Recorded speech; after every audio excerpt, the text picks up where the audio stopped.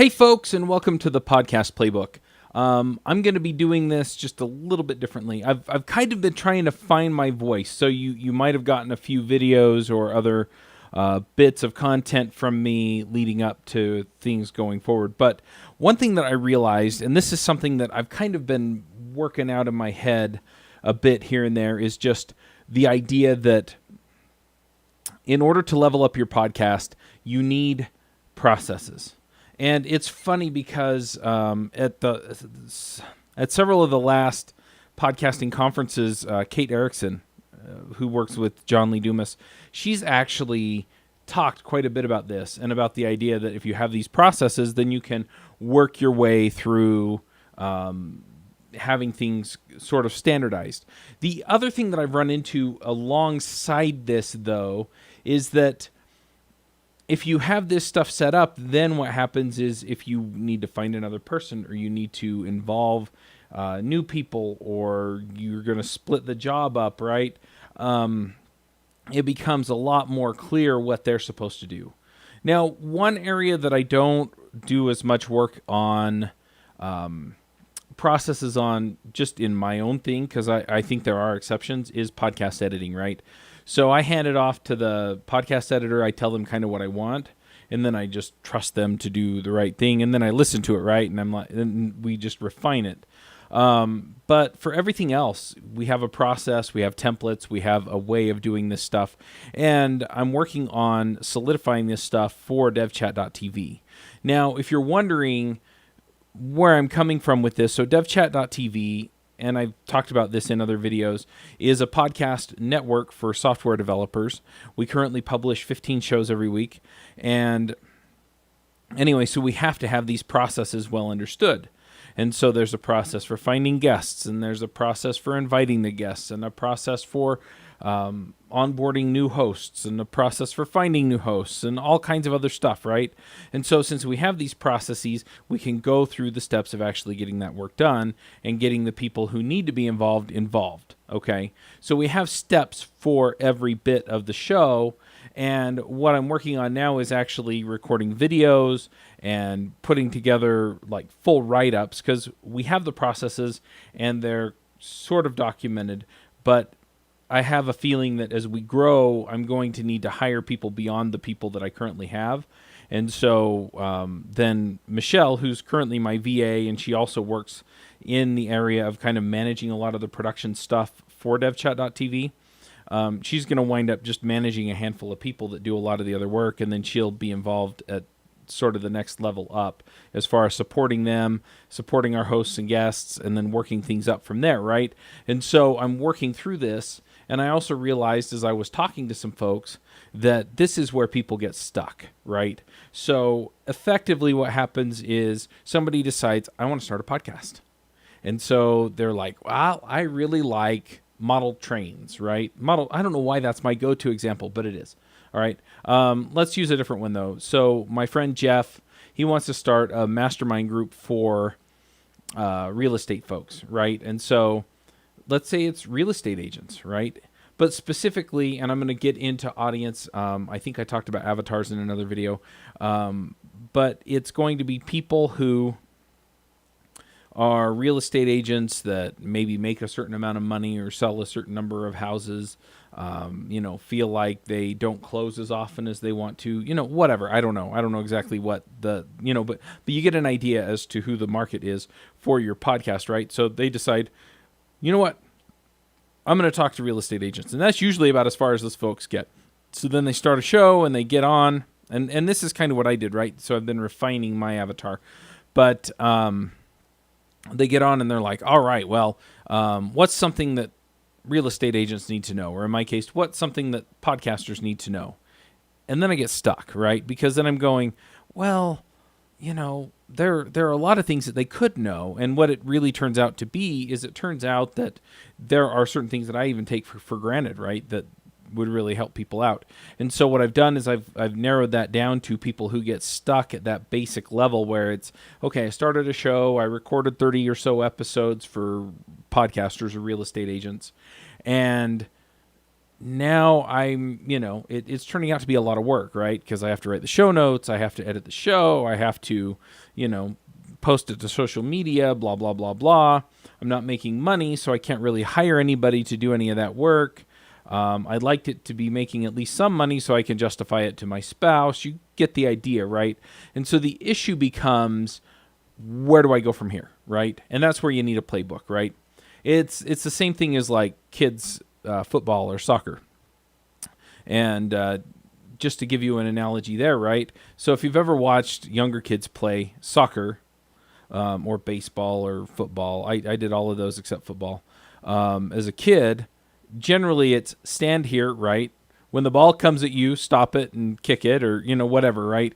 Or if you watch even younger kids playing soccer, it's like there's the mob around the ball and then the two goalies at the end of the field, right?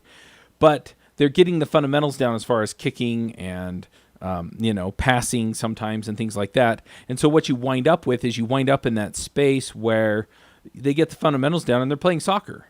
But then after a while, they have to refine their technique, right? So now it's, well, I need my shots to go in the goal, or I need to be able to, defend in a certain way, right? So I need to be able to read the field and get in front of the ball and things like that, right? And so typically what happens is your coach will sit down and they'll have a playbook, right? They'll have plays. You go this way, you go that way, you go this way, right? Or maybe this is the formation we use to pass the ball around, right? And, I'm a huge fan of soccer, right? So for me, it's, we're going to form these triangles, right? And there's a triangle here and there's a triangle there, between players. And that way I have an option to pass to you, or I'm part of this other triangle too, so I can pass to them too, right? And so I've got several options as far as how to go, but I know how to move and I know how to integrate myself within the strategy that exists.